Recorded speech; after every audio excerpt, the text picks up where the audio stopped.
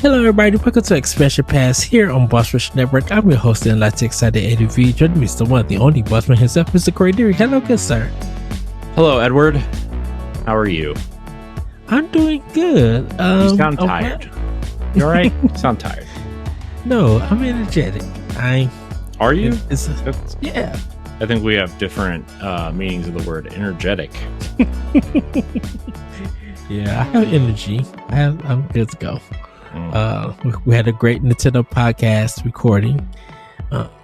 So I'm super excited for this episode of Expansion Pass because a couple episodes back, we got talking about magazines and you were reading some articles from it, and I just thought it would be cool to like look back at some of Game Informer, Electronic Boutique, EGM, Electronic Gaming Monthly, or Game Pro, or whatever magazine for the olden days where we all got our video game news from magazines outside of the internet, on sites like 1UP and Game Informer and now IGN and GameSpot and stuff like that.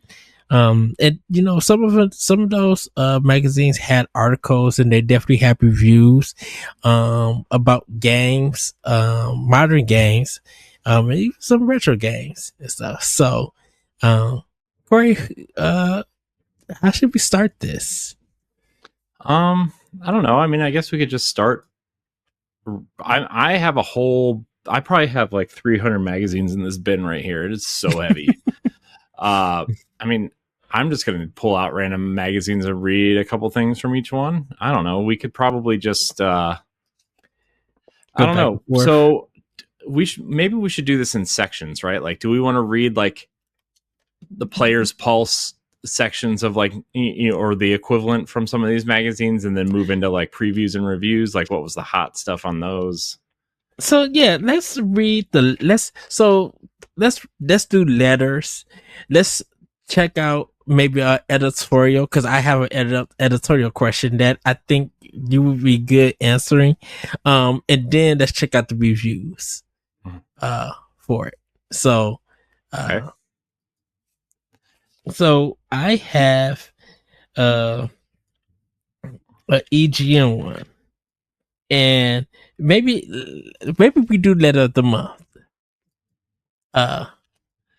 Okay. Well, I mean, we can do whatever. I guess it's fine. Okay. So, this one that I'm reading is Electronic Gaming Monthly. This is for let me see. I'll make sure that I get the month right. Because they kind of like changed. They kind of like changed how they did it. This one is from April 2006. So 2006. Dang. Yes. So this is a letter of the month. It says, "More than a feeling." You know that Monster Ballad CD that is constantly being advertised on TV? Well, I thought it would be hilarious to rip those 32 tracks of Hairspray Mayhem onto my Xbox and do some guitar solo tomfoolery in Grand Theft Auto San Andreas. I did drive-bys to Seg and Kick, performed loop-de-loops to Slaughter's Fly to the Angels, and sent people to heaven while listening to Heaven by Warren. But as I was running down pedestrians, something happened. The song "When the Children's Cry" by Bright Lion started playing, and I felt an emotion that I haven't felt in all my years of gaming: guilt. I wonder if the hooker I just ran over had kids. Teary-eyed, I flew CJ to the highest point of the Golden Gate Bridge. My guilt was transferred to CJ as he did a swan dive off the bridge. He actually landed on the hood of a car, and the driver got out to beat up his splatter course. I turned the game off and haven't played it since. Jeez. That's And so he got a game for this. He got Chibi Robo for the GameCube. I mean, that's a good one. Who doesn't like Chibi Robo? Just throw that out there. All right. Do you like Chibi Robo? You know, but I have never got to play it. What? On GameCube. I played Chibi Robo on DS, Excuses. I think, or 3DS. Excuses.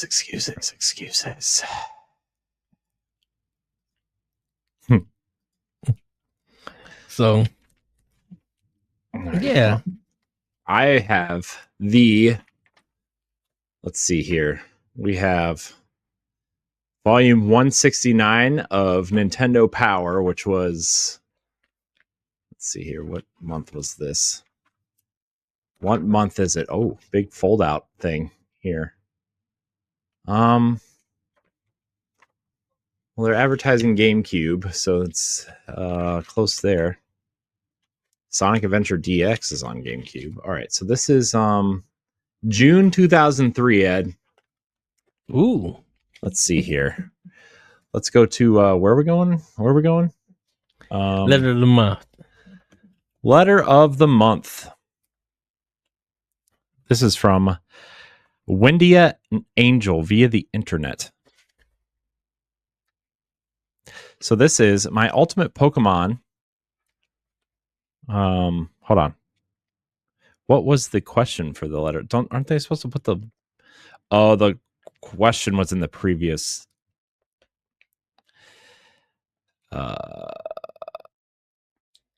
Let's see. Yeah, the question for this is in the previous month's magazine, or 2 months ago, I think, actually. So this is about what would your ultimate Pokemon be? My ultimate Pokemon would be Mew, or in other words, Baby Mew, the pre-evolution of my favorite Pokemon, Mew. Really? That's your favorite Pokemon? Come on, guy. I mean, come on. Mew is so cute and powerful. Imagine a baby version, a baby legendary at that. Here is what Mew would be like. Name: Mew. Evolution: Mew. Pre-evolution: none. Species: new species. Appearance: looks pretty much like Mew, except smaller. Mew has a longer tail, smaller ears, and is pastel blue in color. The shiny version of Mew is white. Description: Mew can learn all TMs, but only a few HMs. It learns Confusion, Light Screen, Metronome, and Pound. All of its stats are high, but Special Attack and Speed are at the highest. In order to evolve into a Mew must be at least level 25, have 200 happiness, 20 cute, 10 cool, 20 smart, and 10 beauty. I have no idea what those stats are. Those were not in red and blue or silver and gold, and that's where I stopped playing. Mew is newly discovered pre-evolution of the legendary Pokemon Mew. Legend has it that Mew was lost in time and sent back to its ancient state. Mew is very sensitive to children's emotions and will only appear to a trainer with a pure heart. What a great idea for a Pokemon, says Nintendo Power. You've obviously spent a lot of time creating your every detail for Mew. Some of the best Pokemon come from your imagination. Check out your fellow readers' ultimate Pokemon on pages 11 and 12. Jeez. Okay. All right, Ed. What do you got? You got another magazine, or you want to read more letters? Let's read more letters. Okay. Oops. So I have one. This is from Game Informer. Steal this idea. It says, in issue 289, we asked readers what characteristics Sony and Microsoft should copy from Nintendo. Respondents wrote in with several suggestions, some more helpful than others. So, here go the responses. Oh boy. From Gay Scarer, I believe they should put more emphasis on couch co-op. In recent Coach Co-op. In recent years, local multiplayer is becoming more and more of a rarity. While while headsets do allow for communication, it's not the same as being next to each other. Although PlayStation and Xbox are ahead of Nintendo in many ways, designated offline modes are where Nintendo has the edge. The next one is from Emily Lewis. Nintendo has always been accessible to non-gamers, as seen with games where almost anyone can play, like Wii Sports. Microsoft tried to piggyback on the company's success with the Kinect and Sony with the Move controller, but Nintendo remains the champion of pick-up-and-play games. I believe that Sony and Microsoft should focus more energy on first-party casual games to entice a new market of players. And the last one from Grant Garcia. As a longtime Nintendo fan, the answer is simple. Sony and Microsoft should learn the savvy business move on of withholding stock of their products. My 5-month ordeal of calling stores daily for the NES Classic, only to find out it is now discontinued, has bolstered my levels of faith and loyalty to Nintendo to a level where I would die for them. Okay. Well then. All right, Ed, I have an interesting one here for you. Okay. Let's see here. We have how many e-reader cards would it take to equal the data on one GameCube disc? We think you have way too much time on your hands. But here's the answer. An e-reader card can hold up to 24 kilobytes of data. Jeez, that's so small. A GameCube disc can hold up to 1.5 gigabytes of data. It would take roughly 62,500 e-reader cards to equal that data on one GameCube disc. Now that's a lot of swiping.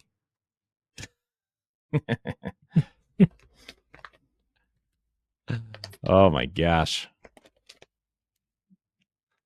Man. Good times, huh? Yes. Dang. E-reader, man. We got new Mario 3 levels out of it, though, so not complaining all that much. Okay. So this one is Game Informer, and this one has this is the Destiny the Taken King issue. And I'm gonna look at I am gonna talk about I'm gonna read a story from it, not a story, a letter from it. But great. This is the issue that highlights Satoru Iwata's death. Ooh. And it's in their Connect thing, and it says Satoru Iwata, 1959 to 2015. On my business card, I am a corporate president. In my mind, I'm a game developer, but in my heart, I'm a gamer. And they did a one-page. They did a one-page, contribution to him, like a respectful thing. Mm-hmm. He says, I'm just going to read the end part. And of course, he will be remembered for his absolute love of games. The fact that he has the head of a major company with a programming background makes him a rarity, infusing Nintendo with an important guiding spirit. At the time of this writing, a successor has not been chosen, but whomever it is, it would be hard to fill Iwata's shoes. Even if we have different tastes in games, he said at GDC in 2005, every one of us here today is identical in the most important way. Each one of us has the heart of a gamer.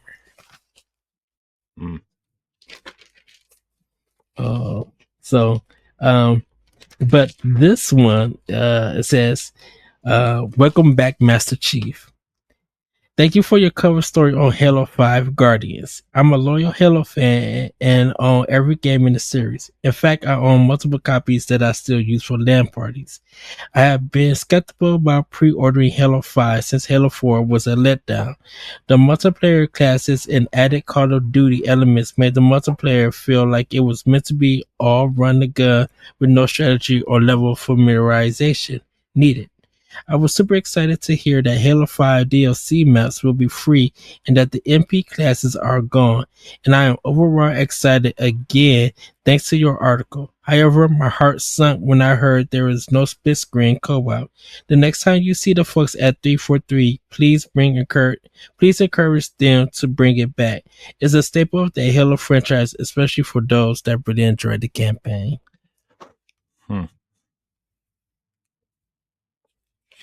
Yeah, I remember that was announced. That was another one of those things, right? Where like they said, you know, they were never going to get rid of split screen co-op, and then they delayed Halo 5, and then they said we're getting rid of the split screen co-op. Oh wow! I remember that. Oh, I remember that so much. That was a big deal. I didn't know how big of a deal it was. Yeah, that was a huge deal. That was a huge deal, man. Can't believe that. Okay. All right, Corey, go ahead with one more story, one more letter. Yeah, let's see here. What magazine do I want to go with? We're going to go with this Game Informer. This is the Batman Arkham City Halo Reach issue. Doesn't say what month it's from. Let's see here. September 2010, Ed. September of 2010. Let's read. This must be, let's see. Question of the month. What is the best Zelda game ever? There are no answers to that. That's just the question of the month. All right.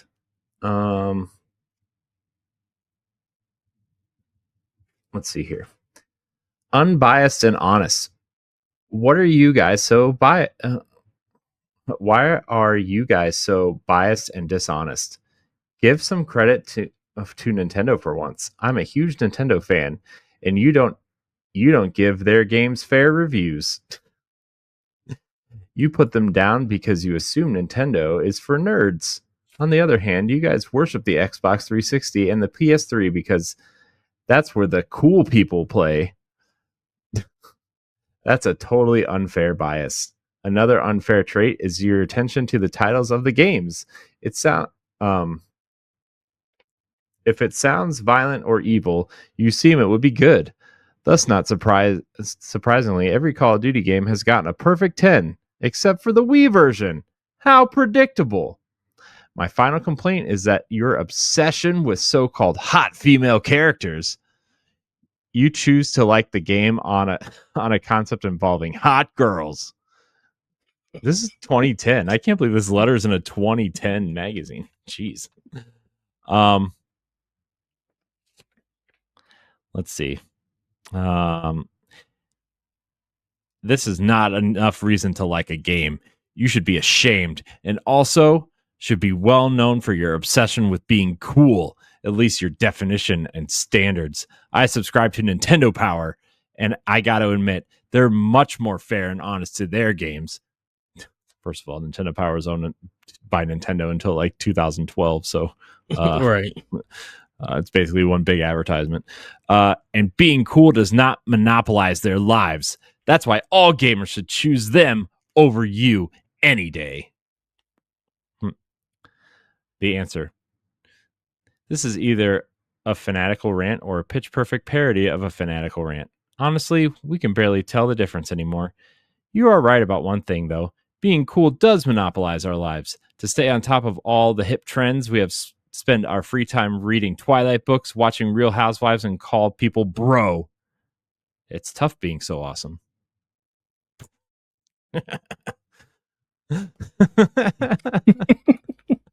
Wow. Oh, that's awesome. Uh, so okay, one Corey, I Nope. I have to read this one to you. This is from Edge magazine. Oh boy. This is March 2017.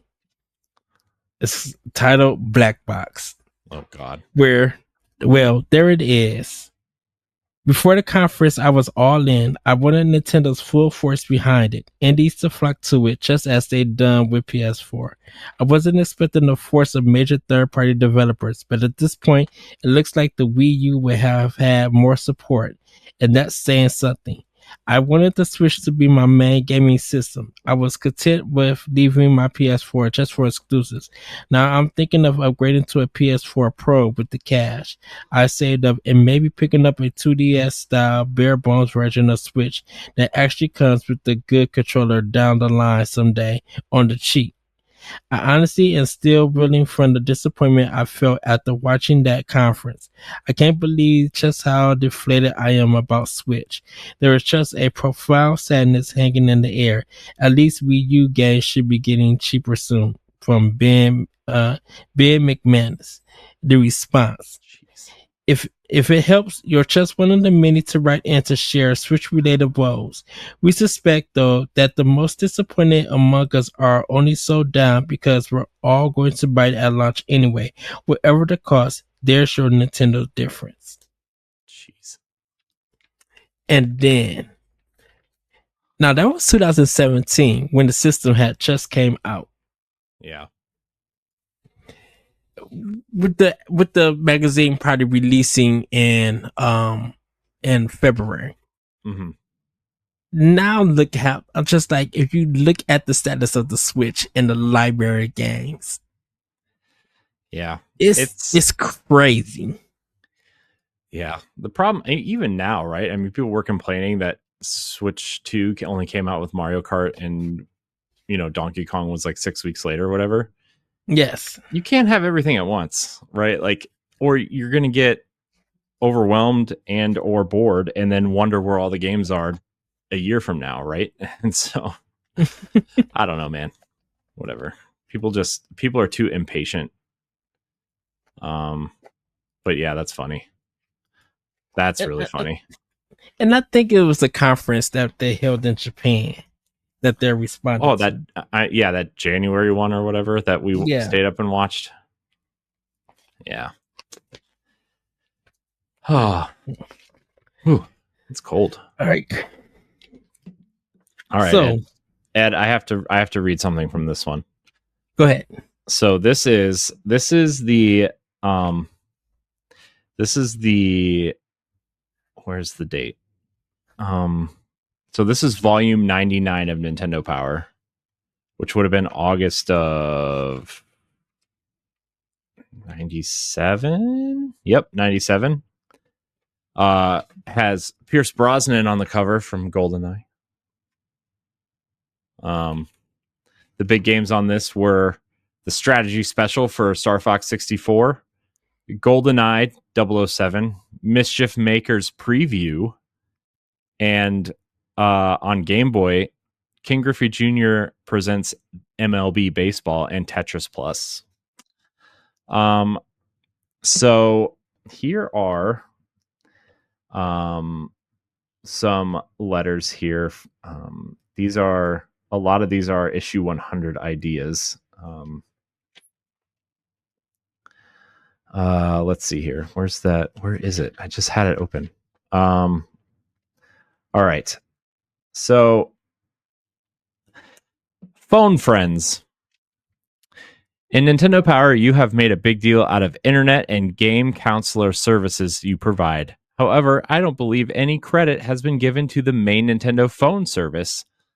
You can call it nearly any time during the day for helpful information and hooking up a system, troubleshooting, subscriptions, and other things, and it's toll-free. When I got Super Mario 64, its loud noises sounded very buzzy. I called up, and after a little wait, a real helpful guy helped me out. He gave me advice and stayed on the line until I was sure the system and the game were perfect. I believe Nintendo has great quality assurance and operators Make sure of it. And that's Nintendo at its best. Here's another one real quick. To err is human. Nobody's perfect. Wait, hold on. Wait, what is that? Why is this? Oh, that's a correction. That's not what I wanted. To celebrate the launch of Star Fox 64, Team Nintendo rolled out in a van equipped with loads of N64s and new games to preview. The van is set out to cross-country road trip to introduce the U.S. to the Rumble Pack, Fox McCloud's latest mission, and more. The van rumbled from Seattle to Salt Lake City, Denver, Kansas City, Minneapolis, St. Paul, Chicago, Columbus, Philadelphia, and Charlotte before finally reaching its destination at E3 Atlanta. Jeez, E3 in Atlanta. That was a year. Along the way, new media and lucky gamers from area boys and girls clubs got the opportunity to try out the game before it hit the shelves. Dark Rift, Aero Fighters Assault, Hexen, Extreme G, and San Francisco Rush were all on hand for test drives. After hitting the road, Team Nintendo concluded, it's a good video game when you forget to blink your eyes. That was cool. Oh, wow. Oh, that's cool. Okay. So, Corey, let's get into some editorial stories.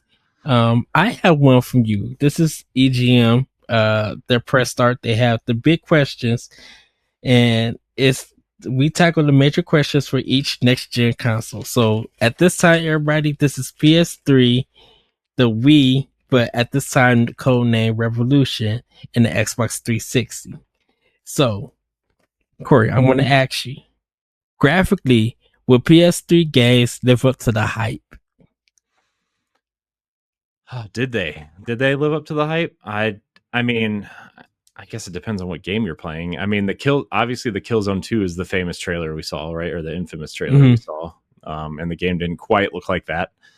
And then at the end of the generation was Watch Dogs. That was an infamous one too. But I mean, I think PlayStation first party games looked great. I think the big knock that generation for PS3 was that Xbox 360 games ran better because they used a more basic architecture, whereas the PlayStation 3 used the stealth processor, right? So that would be my thing, I guess. Because like Uncharted looked awesome. I think Ratchet and Clank looked awesome. Trying to think what else came out for play. Infamous was really good, because they all utilize the cell processor differently though, right? And PlayStation first party had that was the only console they were working on, so they didn't really have to worry about optimizing it for several different machines, whereas third party games were like, that's why a lot of games came out later, Mass Effect 2, BioShock, there were quite a bit of games that came out later because the game just was not optimized for that style of infrastructure. So, I think PlayStation 3 at the end of the day still looked pretty good. It was more of a performance thing, but it was fine. I don't know. I think there are games that look amazing and things that look bad. I think it's a game by game basis, because you look at a game like Halo 3 and Master Chief looks awesome, but then you look at the human faces and you're like, oh my gosh, I'm playing a PS1 game. So yeah, that's my answer, I guess. All right. What about you, Ed? Well, between the PS3 and the Xbox 360, I thought some of the games just looked similar. I do agree with you that the PlayStation games look great. What Kojima did with Metal Gear Solid 4 looked amazing. Um, some of the indie games on there were like kind of was like really beautiful for it. Uh like I think PS3, because I have my thing against 360.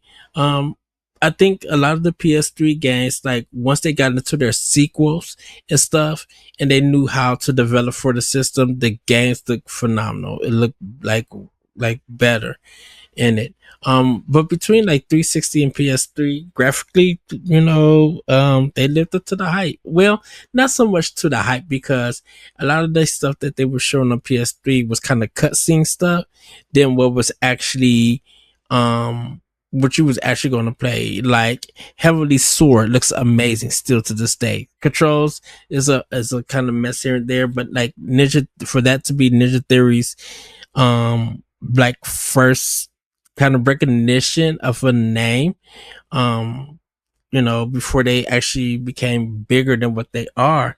They did a phenomenal job with Heavenly Sword, and that game looks fantastic for it. Uncharted 2 and Uncharted 3 looks phenomenal.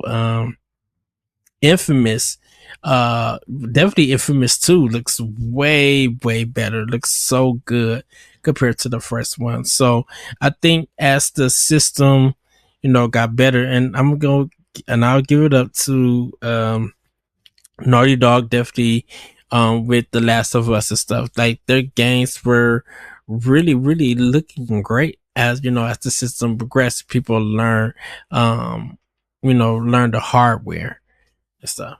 Mm-hmm.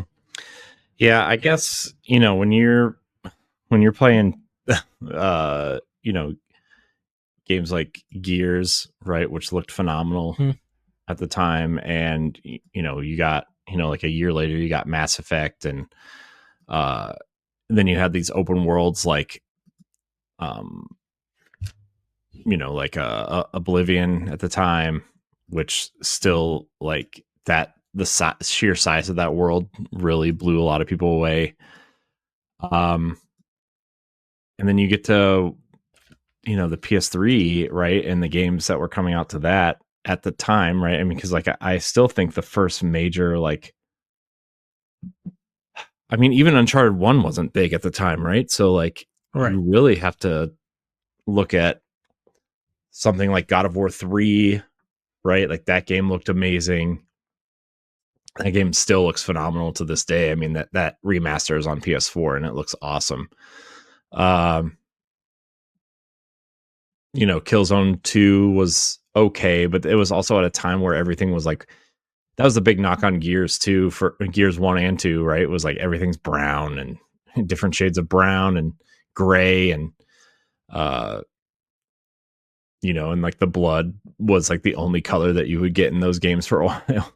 Uh so that was also the thing with Killzone, right? Was like everything's kind of dark and brown and various shades of gray, and it wasn't until like you saw the Hellgas masks that were like these bright orange colors, right? That were like very colorful, and then we got something like Infamous, which the city was really also very shades of brown, but then you had like the electricity, which was blue, right? In the Yeah.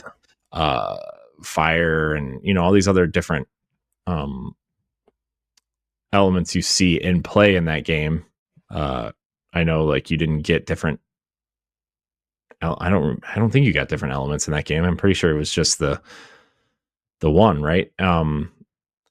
Because that was the big thing about Second Son, was you started getting different powers. And then obviously Infamous 2, it was this kind of New Orleans vibe kind of thing going on. And so like you started to see these things change throughout the life cycles of these consoles, and then you started getting unique art styles, like the art deco stuff of BioShock. I whatever you want to say about that game, I know a lot of people love it, but the art the art style was so distinct at the time, or Mass Effect with this like almost retro future vibe going on. Obviously Halo and then we started getting gritty Call of Duty games every year, right? That was the big thing. And so I think the big thing, in all honesty, was like you started looking at the PS after like the PSN outage and stuff, and they started actually having like a real store. And you look at Xbox Live Arcade and remember those PlayStation Minis, those games that came out that were like, these small kind of whatever. Yeah. That's when like the quote unquote indie scene really started coming together, was during that era. And I think that's where you saw a lot of color palette changes, essentially. And then, yeah, I don't know, man. I didn't play a lot of PS3, so I can't really. I'm thinking of I'm trying to think of like multi-platform games that would have also been on PS3. And then I mean, I really only bought a PS3 for Uncharted. Well, I the way for me to play the Mass Effect games, I had to buy the trilogy for it. Because I mean, 2 and 3 came separate, but I never played 1, so I bought the trilogy to play the Mass Effect games for it. Like I didn't really do a lot of course, like a lot of EA stuff I didn't do because I didn't have a 360. Some of the third party games I would get on PS3, like Tomb Raider. Like I got on PS3. DMC Devil May Cry I got on, was that PS? Yeah, that was PS3 that I got it. And so like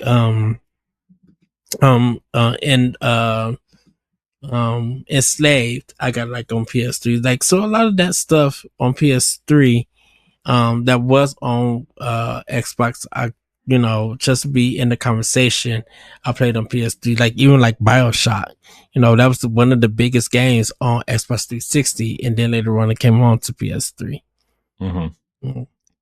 Sleeping Dogs, Grand Theft Auto 5, like a lot of stuff that when they did come multi-platform, I would get the PS3 version because I didn't pick up the 360, and I didn't play any of the.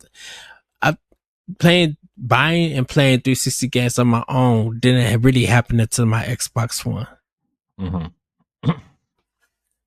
So,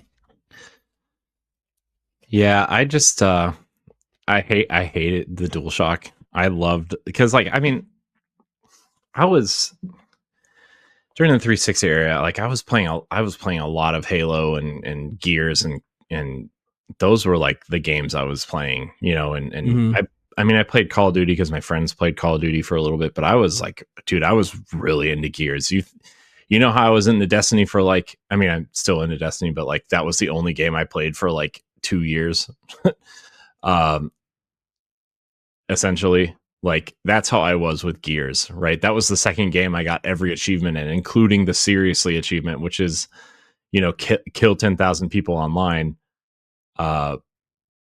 which was hard to do because they didn't have team deathmatch in Gears 1. They had one and done. So, if you died, you weren't playing anymore until the next round. So, that was a really hard achievement to get. So that was man, Gears 1, man. Gears 2 also, man. Gears 2 is like, where's that remaster? It's coming. I think they're going to sell each one of those games at $40 a piece so they can get the most out of them, to be honest. Especially from the PlayStation crowd. But yeah, I'm trying to think of like PS3 exclusives. Puppeteer was cool, right? Little Big Planet did a lot of interesting things with like fabrics and stuff like that, right? Man, let me look up PS3 exclusives because I don't even remember.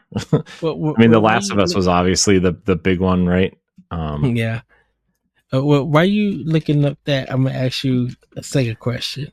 Um, the Revolution will be cheaper than its competition, but how much? And what about the cost of downloading those classic Nintendo titles? I mean, what's the question? It was cheaper, and those titles were $5 to $10 depending on which console they were on. Um, the next Zelda will be ready for GameCube or Revolution. It was ready for both. Yeah, I hope you pre-ordered your GameCube version. You'll be paying a pretty penny. So, well, let me. Speaking of 360, while you look that up, is Gears of War the system's Halo for 2006? Yes, it was. Gears was awesome, dude. Gears was the game everybody was like. That was the exact game people needed before Halo came out, because Halo 3 got delayed. It was supposed to come out in 2006, and then it got delayed. I don't know if people remember that, but because we all thought it was coming out at launch. We thought it was going to be the launch game, but they delayed it because they're like, oh, well, people are still like really into Halo 2. We can probably stretch this out another year. And then they delayed it. Right. And I think it came out in September of 2007 at that point. Because that was the one question. It was like, so does that mean we have to wait until 2007 for the third coming of Halo? Yeah, because they launched the 360 Elite with it, which was the bigger like it was the black version of the console with a bigger hard drive. Which at the time I don't remember why they released a bigger hard drive, because it was already 20 gigs and like you weren't installing games onto the hard drive yet. Like that wasn't a thing. You still played the game off of the disc, right? And so maybe they were I think they raised the size limit of the Xbox Live Arcades from like 256 megabytes to 2 gigs or something along those lines, I think. So yeah, I think that's what that was. All right, PS3 exclusives. Man, when I think of PS3 exclusives, like I feel like they were pushing things like Journey. This is when they got really experimental, right? Like Journey and Puppeteer. Puppeteer was really good.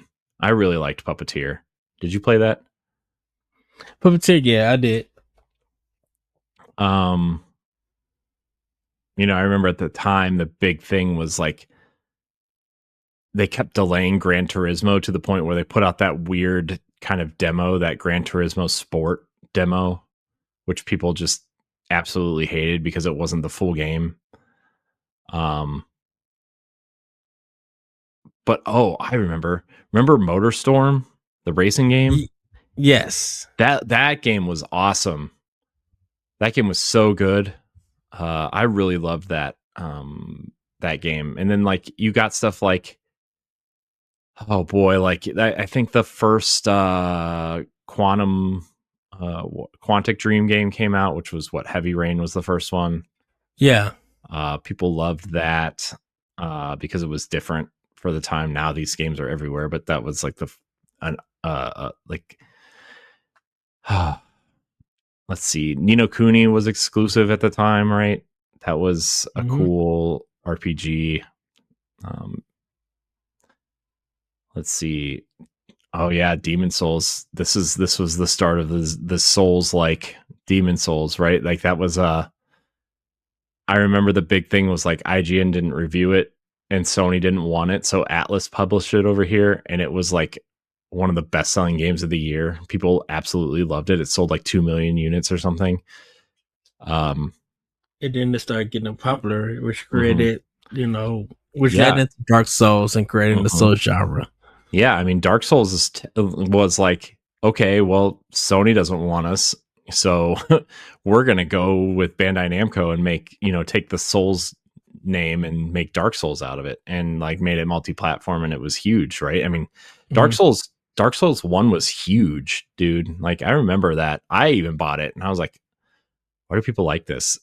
I thought that two or three were bigger than one.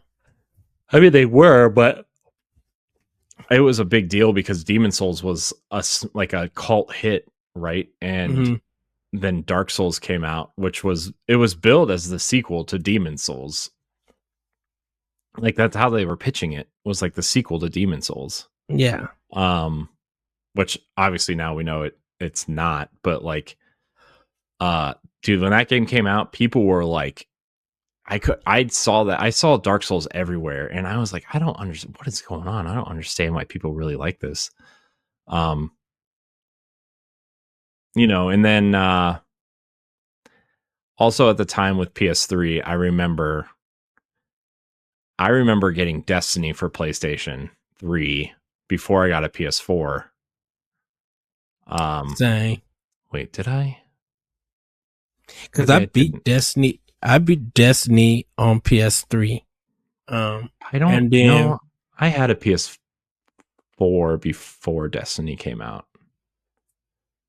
I didn't Right, have because it. I canceled. We were all planning on getting Xbox Ones. I Mm. remember this. We were going to get Xbox Ones for Titanfall. I remember. And then we were all going to play Destiny on Xbox One. And I remember Activision made the deal with PlayStation for 1 year exclusivity for a lot of things, including Hawkmoon, which ended up being like one of the best weapons in the game that Xbox players couldn't have. Because that was when Dude. because Activision was doing the deals with Microsoft for 360, and then when Mhm. Xbox One and all the complaints and stuff came, they switched it to Sony because of Mhm. PS4. Mhm. When Destiny dropped. Yeah. I remember that, and I remember walking into the GameStop that I had Xbox One pre-ordered at, and Mm-hmm. it was literally like a week before. Um, because which one came Xbox came out first, right? Xbox One. Like the week before PlayStation, right? That was the No, PlayStation 4 came out, and then Xbox One came out later.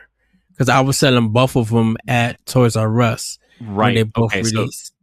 all right, I'm remembering this now. All right, so like the day the PlayStation 4 came out, I went and canceled my Xbox One pre-order and stupidly asked if they had any PlayStation 4s that weren't in on pre-order.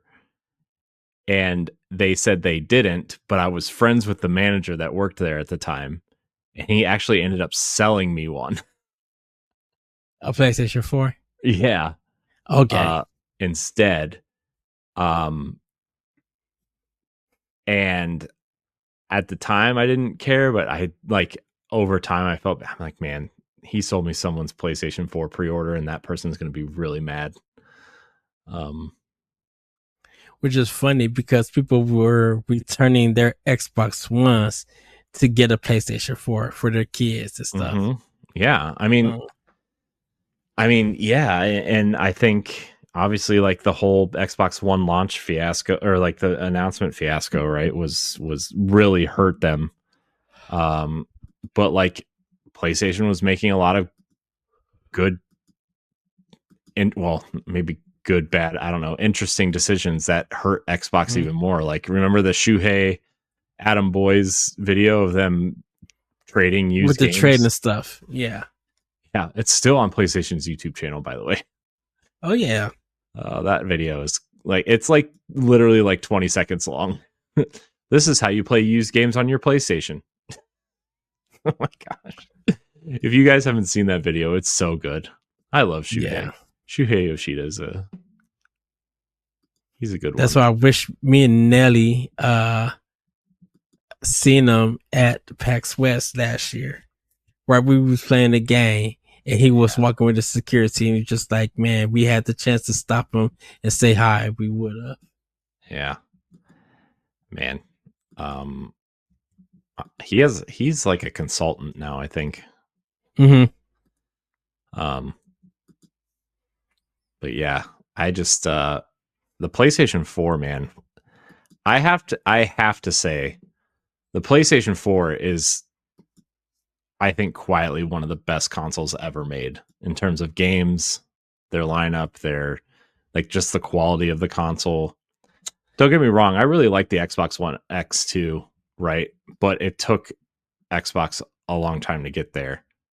But the PlayStation 4 from the beginning was like, aside from like the Kit Kat bar design, like I don't know. I still really like, I don't like PlayStation's controllers at all, except Mm-hmm. for the DualShock 4. I really like the DualShock 4 a lot. Um it was just wide enough, you know, it was bottom weighted instead of top weighted like the Xbox controllers are. Like I still play, like as much as I love the Xbox Series controller, I still play with one of those chat pads on the bottom of it.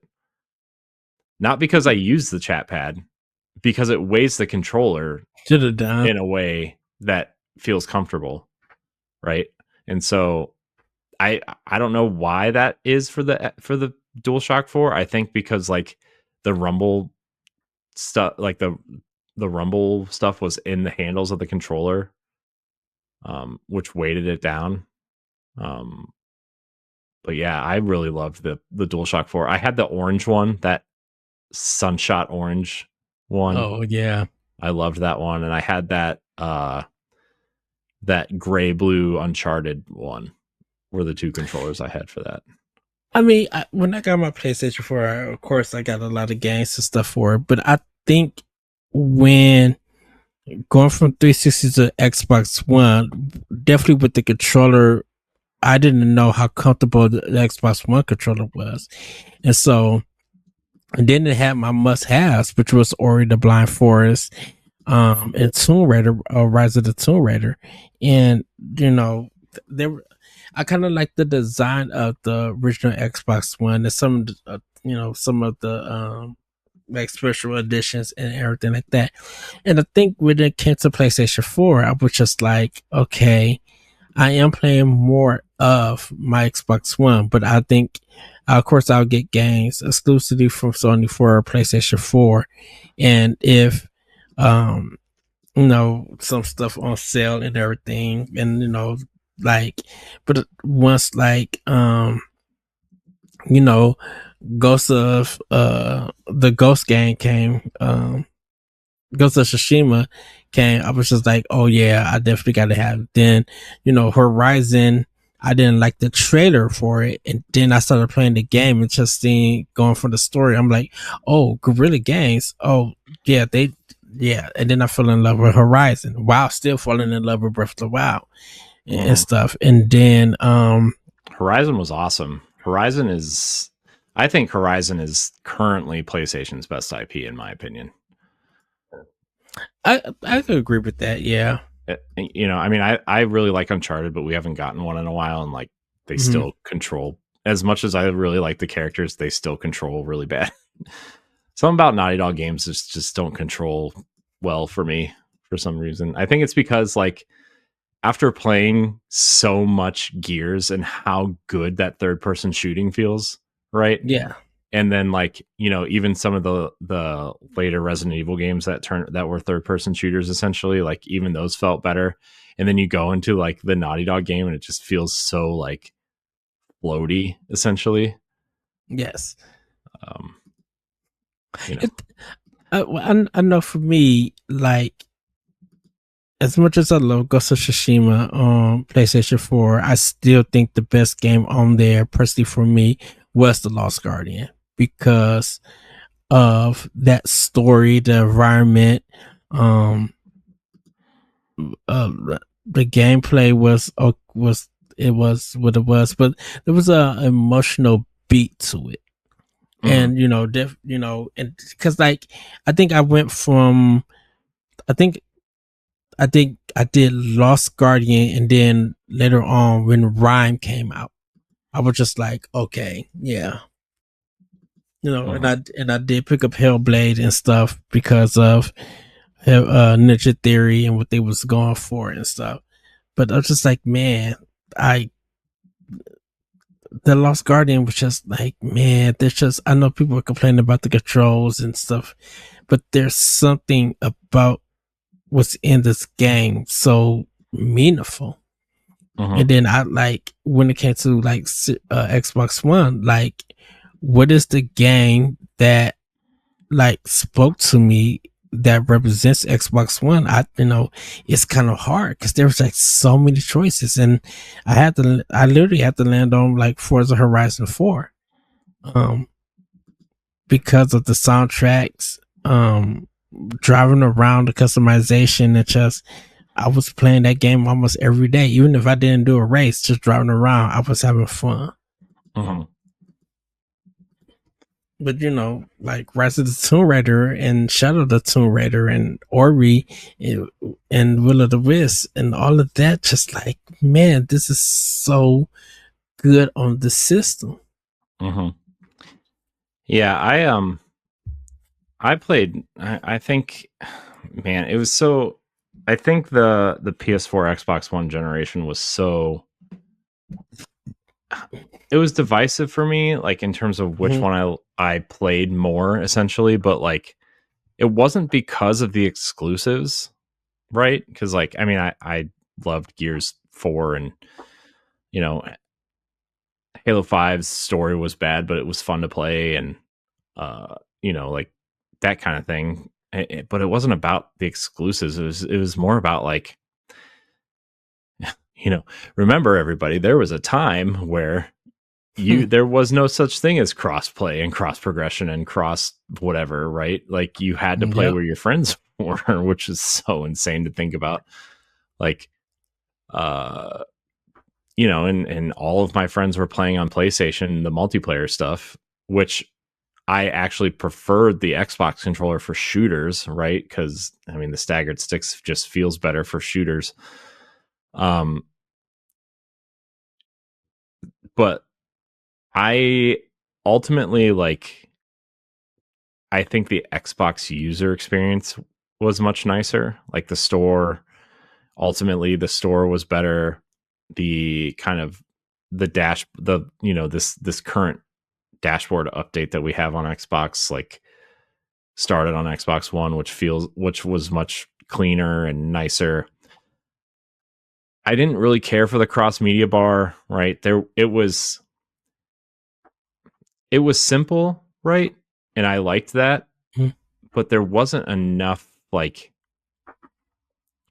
I don't want to say it was too simple because I liked its simplicity. I just feel like there wasn't enough being displayed on it, if that makes sense. Like I could see like five or six games in like the PlayStation store, but then I have to go into this, to see the rest of my library. I have to go into this menu, which PlayStation is still like that, and obviously Xbox is like that to an extent now too, right? But like, yeah, I don't know. I just felt like the Xbox experience was cleaner and nicer and less. I don't know. complicated. I don't even want to say complicated. I just liked it better. Easier to navigate for games. And maybe that's just because I use the Xbox more now, right? Especially because like I think the PlayStation 5 user interface sucks. Like I think it's terrible. I can't stand the PlayStation 5 user interface. But also that could just be because I play a lot more Xbox than PlayStation, right? Maybe that's the reason. So I don't know. Plus for 2 years, like my entire gaming life revolved around Destiny. So what do I know? That was weird for me. I had to go. So I went Destiny. I had the PS3 version, the PS4 version, the Xbox One version. I ended up getting because I started doing all the DLC stuff on Xbox, and then when 2 came out, because I didn't like the DualShock controller, with Destiny 2, and switched Destiny 2 to go for my Xbox. I'm just like, oh, with this, it just felt so comfortable to play on it. I just did everything else on like Xbox for Destiny. Man, what a what a I feel like, man, and I know this is just because I really love Destiny, but I really wonder how much like Destiny, like, because a lot of people were excited for Destiny, right?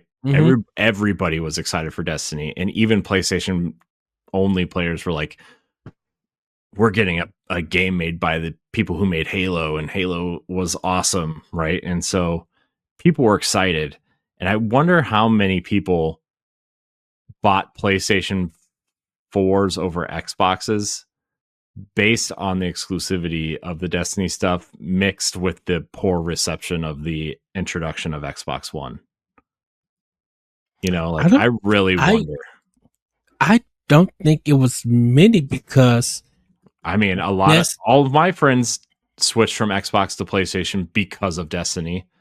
And at the time I had like a lot of friends that I played games with. Like at that time I did. I don't so much anymore now, but are you speaking of when the announcement came out for the exclusive DLC stuff? Okay, because the only reason I said, because like I don't think my friends really cared that Xbox came with a Kinect and, you know, whatever, right? I mean, yeah, but like that exclusivity deal, that was a big deal for games like Destiny, and like even Call of Duty switched their exclusivities stuff to PlayStation, which was a big deal in my friend circle.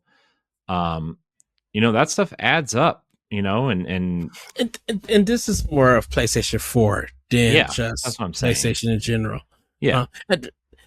I think the reason I said not really was because when Bare Bones Destiny came out, it got mid reviews. Right. Like, but there was also like the people who stuck with it. Obviously the raid came out, right? But like also there were 2 exclusive exotic weapons, which ended up being like some of the most amazing weapons in the game at the time that Xbox players just couldn't use. I remember people who were playing Destiny on Xbox One. Yes. Like, and they were like hardcore Destiny players. A couple of my friends traded in their Xbox Ones for PlayStation 4s just so they could restart their Destiny experience to go get those weapons, extra guns. Like, not only were they losing sales, people were getting rid of their Xbox Ones for them. Like, and I know this is a very like small sample size of what, you know, people really cared about, right? But like, I mean, we talk about it all the time. Like, Xbox, that was the generation Xbox lost for so many reasons, right? A lack of exclusives, the quality of the exclusives, the announcement fiasco, the TV stuff, the, you know, people didn't want Kinect packed in the box, like all that mixed with PlayStation's making deals. PlayStation's $100 cheaper. PlayStation has Destiny exclusives. PlayStation has, you know, Killzone at launch. They have Infamous coming. Like, Xbox didn't have any of that. I mean, Titanfall was awesome. I played Titanfall on Xbox 360 and had a great time. I don't know if people remember, but Bluepoint ported that game down to Xbox 360. Was Call of Duty, was the Switch big on Xbox or 360? Call of Duty was big. Did it switch big on PS4? And then it balanced out when later on with the games. I would argue it still never really balanced out until Microsoft bought them. Call of Duty was huge. Call of Duty's exclusivity stuff lasted on PlayStation until Microsoft bought them. Okay. And they still had years left on their contract that Microsoft said they would honor, right? So, and they did. They honored that last, year and change for exclusive stuff. Which I think that was why the retaliation was PlayStation buying Bungie. You know, I because don't know if that was retaliation. I think they wanted a game as a service. Well, no, maybe you're right, because like Jim Ryan was really worried about losing Call of Duty, right? Because it came out that I like how we were talking about magazines and now we're talking about this. I don't know if you saw the financial stuff from PlayStation. I don't know if it was leaked or really revealed, but like 53% of PlayStation's profits come from 10 games. 10 games. One of them is Call of Duty. With It's the their DLC stuff. it's their third it's the what, fourth game on that list of 10 that makes them the most money, because the first 3 are Grand Theft Auto, Fortnite, and maybe Roblox. It's either Roblox or Minecraft. They're both on that list. So, but yeah, man, it's like, what are you doing? You know, like, and so like, yeah, buying Bungie probably seemed like a good idea, because investing in games as a service, regardless of what you want to say, is a smart idea. Right. Their idea was great. Their execution has been poor so far. And obviously Bungie, like, you know, as great as Destiny is, like the burn rate at Bungie was super high. You know, Marathon was very, you know, because I mean, the burn rate to run a studio like that runs a live service game, yeah, let alone working on another one, dude, it's so high. It is so high. And like, they bought them at the time where Lightfall's in, like, the money made from Lightfall was like 41% lower than it was for Witch Queen or something ridiculous like that. Like, that drop in profit margin and income would close most studios. 41% of your income just gone. That's half. That's just, you know what I mean? Half, close to half. And after that came like that first round of layoffs, right? Like that, I think Bungie went through 3 rounds of layoffs, which is why, the purchase even of ZeniMax, and that's why I asked this question to the Fine Time crew, and I think I told you, Corey, it was just like, why did these purchases of ZeniMax and Bungie didn't pan out well for Microsoft and Sony? You know, of course, Insomniac is going to pan out because most of their library was just for PlayStation. You know, this Activision stuff was going to work with Microsoft because, you know, at a point in time, Activision had a good relationship with Microsoft. You know, and if, you know, when money talks, it's going to talk. You know, and like, everybody thought that Microsoft probably thought that the ZeniMax purchase was going to work out, and then just look at all the layoffs and the closures that they have for those studios. You know, same with Bungie. You know, look at them losing all of those people and stuff. You know, we still haven't even seen what's her name, Jade's game. Well, she's gone from now, her so, studio. I mean, she is. Yeah, dude. She like left the studio like 2 months ago. Oh, I didn't know. Yeah, because they did the play tests on that game and it apparently wasn't good. So, you know, they have what PlayStation in terms of live service games have. For some reason, they still consider Helldivers one. I don't really understand why.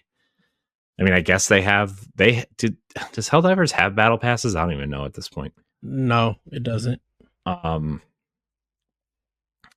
But you know, they have Helldivers, they have Destiny, which, you know, we just talked about how great it was on Pow Block and how great it was on Tower Casuals, but Destiny has lost, you know, I think the player count for this expansion is 1/3 less than the final shape, which was already half of what it was for Lightfall. So Destiny's player numbers are pretty down at the moment, but you know, that the scale of that game is different now. So like, maybe it's sustainable at this size. Plus, the studio is like, 40% of the size it was when.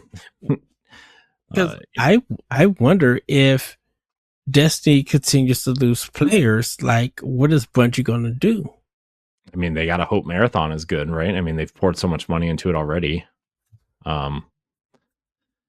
Obviously they delayed it because of the art theft, stuff. But I don't know how much that game is really going to change. I think they did come out and say they're going to add, more, because there were a lot of complaints about the alpha, especially for solo players and PvE style mechanics, like not necessarily a campaign, but more of a, I want to play this game by myself, but there's not really a way for me to do that. So how do I do that? And so they're adjusting that a little bit. They're also adding proximity chat in the game too. So I feel like Bungie is stuck. Just yeah, I feel like they're stuck because they don't have good leadership, right? I mean, like they've had good leadership in the past, right? Joe Blackburn, oh my gosh, what's his name? Luke Smith, all these guys that were running Destiny are gone. They all are either left or got, because Luke Smith left when that mass layoff happened. Mm-hmm. Yeah, I mean, a lot of the Destiny leadership left either right before that or during that. Because wasn't that because it was a layoffs, and then that story of one of the CEOs or something buying all of those cars. Yeah, Pete Parsons. Yeah, and people got mad at him, and they thought people was connecting, just like, why are you laying off all of these people, but then buying all of these big expensive cars? Right. And like, I get the optics of that it looks bad, but that's not how money works. Yes. I'm not defending or saying he should be spending, $3 or $4 million on cars when his team, like when he has to lay off his entire team, essentially, like half of it. But that's not how money works. If he used that money right to save jobs, quote unquote, that would save everybody for like 3 months. The size of that studio and the amount of people they had to lay off, that was not, that money he spent on those cars would not have saved the studio. But again, I understand that looks really bad, that you're buying cars when your studio is being laid off and you're taking pictures and offering employees to come see them while they're being laid off. That's right. It's similar. It's similar to it's not the exact same things, but it's the same feeling of like when Randy Pitchford tweeted out, if you're a fan, you'll find $80 to play Borderlands 4, right? And then it came out that it's only going to be $60. And then, but it was the way he handled it, right? Right. It's that same gross feeling. I have friends who worked at Bungie that got laid off, like in all of the rounds of the layoffs, like I used to know probably 20, 25 people that worked there. Now I know, I don't know, maybe 2. Not that we're like best friends or anything, but like, we've been doing this long enough to where we know people at studios, right? So like of various degrees. So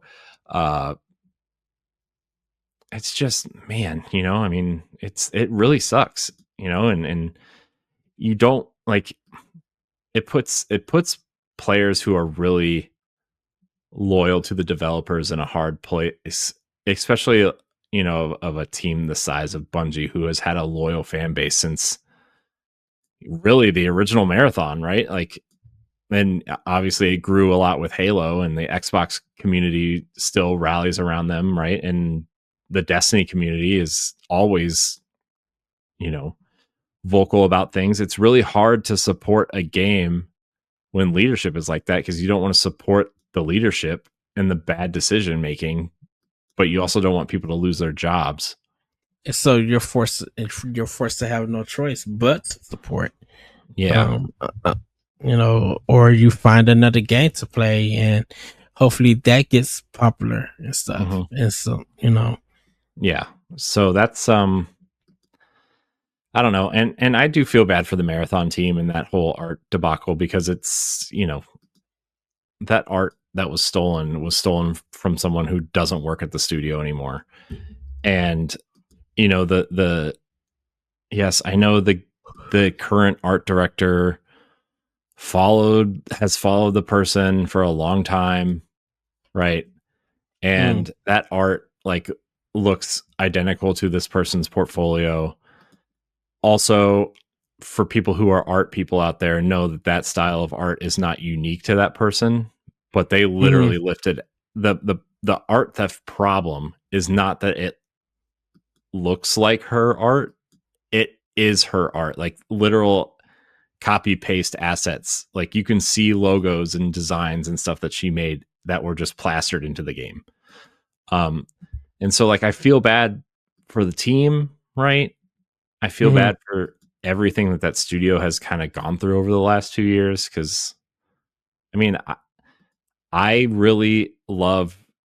It's no secret that I love Destiny and I love Bungie games, and I was looking forward to Marathon, even though I'm not like a huge like a huge multiplayer person anymore. Like I was really interested to see how that game turned out, and it's really hard to like, man, even if they change the entire way that game looks, like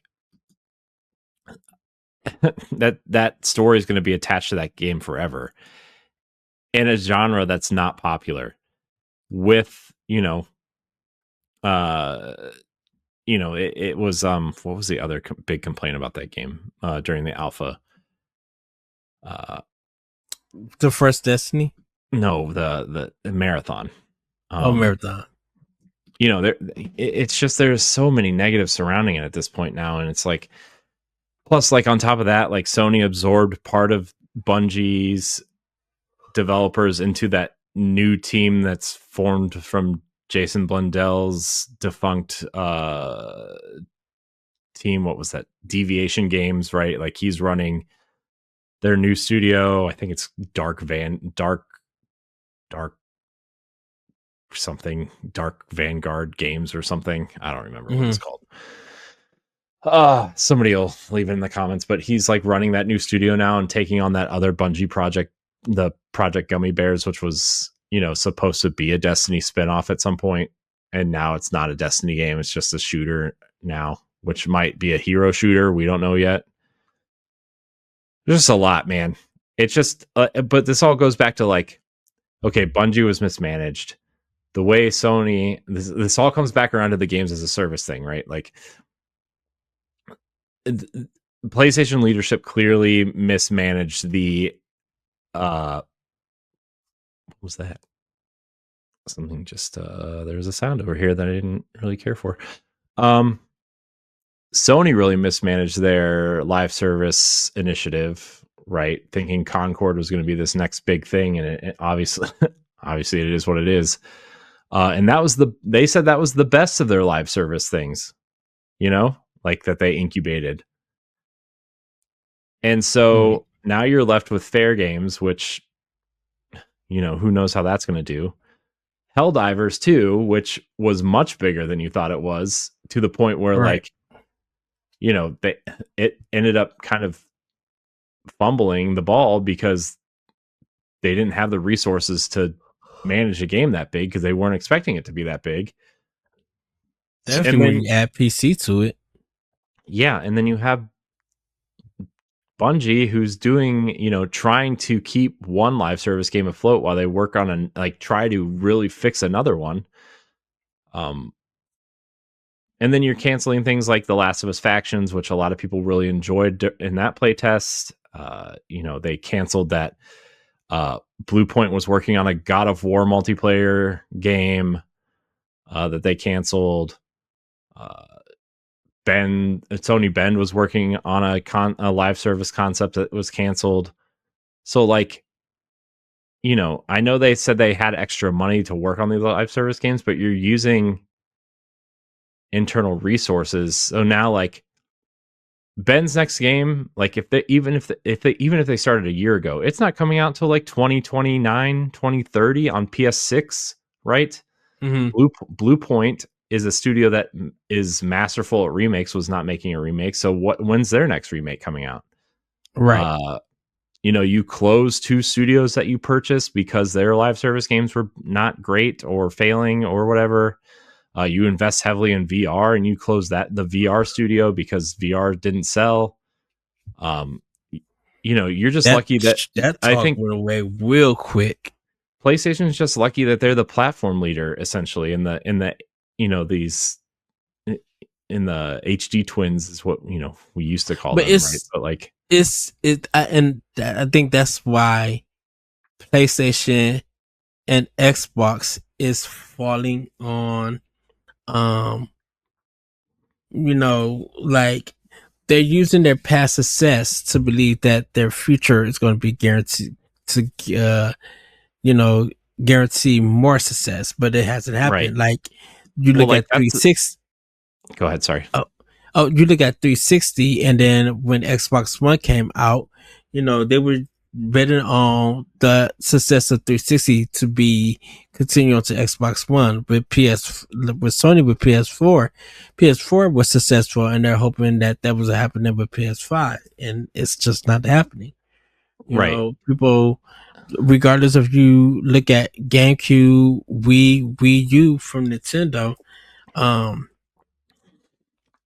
you have the Nintendo Switch, who became successful, who learned from all 3 of those past systems and integrated into this system, that kind of changed gaming for everyone and just the whole industry. And now, and at a point, and probably still, the Nintendo Switch was the leading system out of PS4 and Xbox from console space. Right. But I think that the reason for that is like something that we've always said is like probably 95% of gamers, Nintendo's console is the second console in the house. Mm-hmm. And it accompanies your Xbox or your PlayStation, which makes them the first place system. But going back to what you were saying about Xbox, they've obviously pivoted real hard into this almost PC-esque space, right? They're transitioning there, which they are. I really feel like they are trying to keep the Xbox brand not relevant but alive at this point, and like trying to find ways to just make that brand relevant, because obviously the boxes aren't selling. I don't know if you've heard, but like the rumor is that the factories that make Xbox Series consoles they're not making them anymore, because they can't sell the stock that they have, so they just stop making the consoles. Understandable. And like the reason why the price went up isn't because of tariffs, but they're just trying to make every penny they can off of these boxes before they move on to the next generation. Mm-hmm. Which, sure, fine. I would, if I had the money, I would totally buy another Xbox Series X and keep it by my desk to record from, so I wouldn't have to keep moving it. But it's just really wild, man, the way that these things are happening. And PlayStation is lucky that they make so much money by being the platform leader, right? With what, 75, 80 million units out there, more maybe. Mm-hmm. Yeah. I think they just passed 80 million. And the Pro costs $700, right? They're making hand over fist money on accessories, microtransactions, to the point where they can take their time on games like Ghosts of Yotei and this Wolverine game that just never seems to want to come out. And they, as far as I'm concerned, the PlayStation 5 generation in terms of first party exclusives was a waste. Your 3 biggest games on the platform are PS4 games that were either patched or remastered: Horizon, God of War, and The Last of Us Part 2, right? Yeah. I mean, Ratchet, sure, right? I still feel Ratchet and Clank could have run on a PS4 based on the PC specs. Dark Soul or Demon Souls, I think, is the only like, and Returnal, I guess, are really the only two true PS5 exclusives that are like, okay, cool. That, but like, even Spider-Man, right? Like, the only reason why that wasn't on PS4 is because they need to sell PS5s. It wasn't because it couldn't run. It was literally the same game. They didn't. Sure, it was shinier, and the ray tracing stuff was cool, and graphically it was better, but like not enough to tell that like it couldn't run on PS4. I don't even think PlayStation 5 had a leading game on their console when it first released. Demon Souls was the launch game. Demon Souls, okay. Demon Souls and Miles Morales was pitched as the PS5 game, but it was also on PS4, right? So, which is still arguably the best game on this.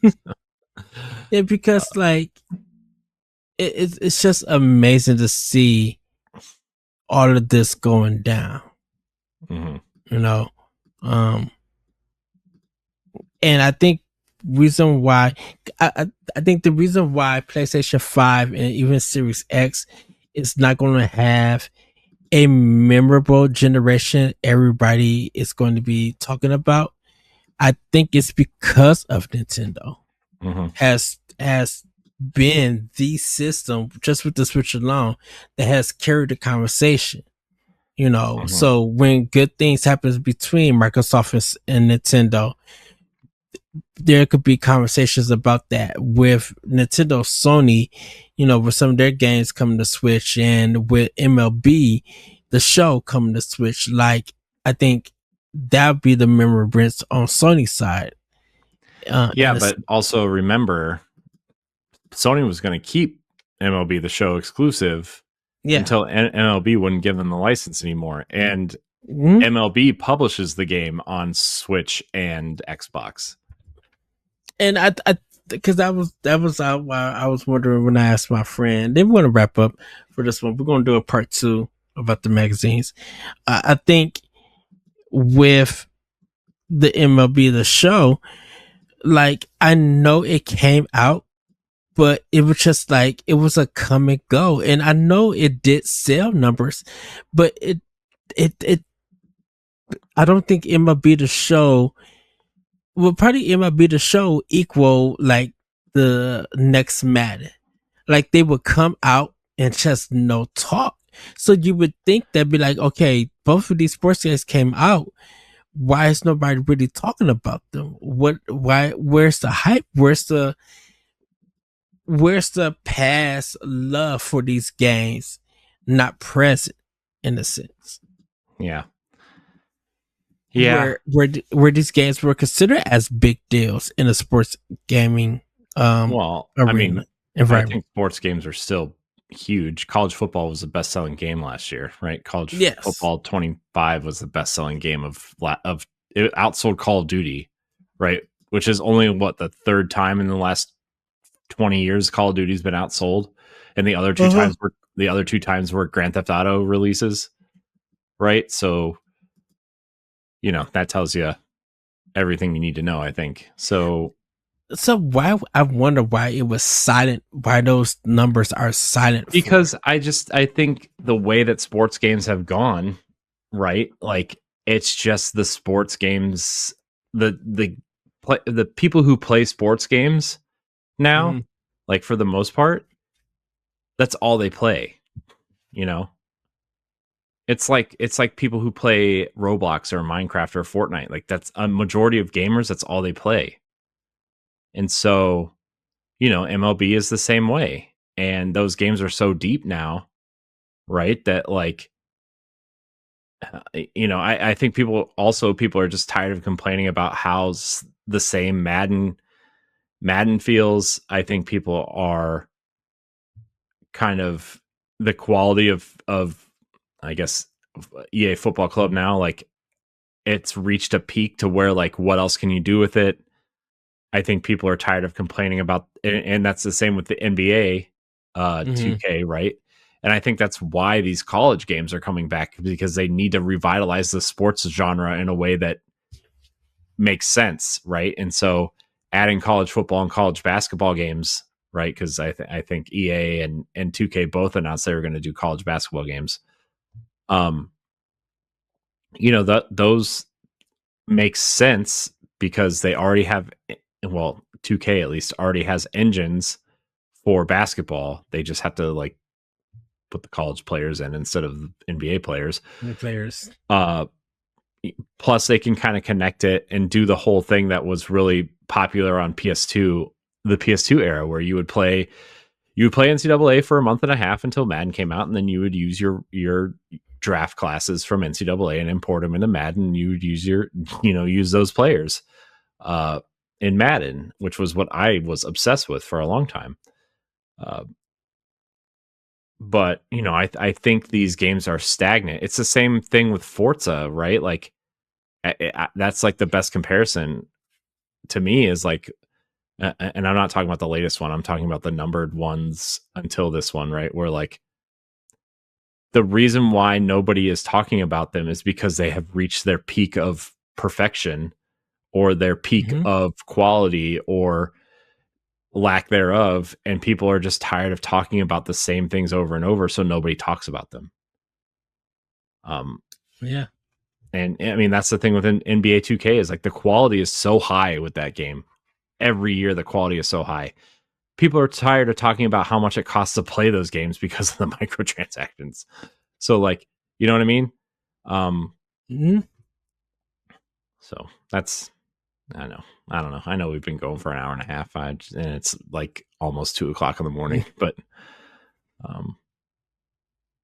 I just, there's a lot to say about a lot of things, I think.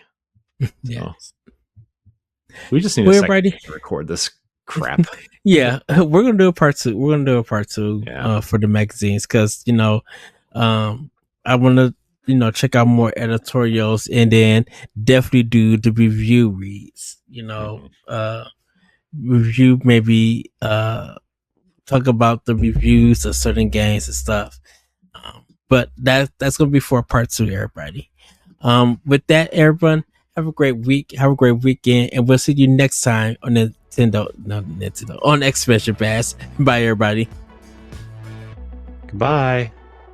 If you want to see how you can become a Patreon producer, head on over to patreon.com/BossRushNetwork. The Patreon producers for this month are Adriel Munger, Austin Campbell, Celeste Roberts, Sana Dirrig, Francisco Santillan, Matthew Keel, Retro Stoy, and Christian S. Thanks for your continued support of the Boss Rush Network.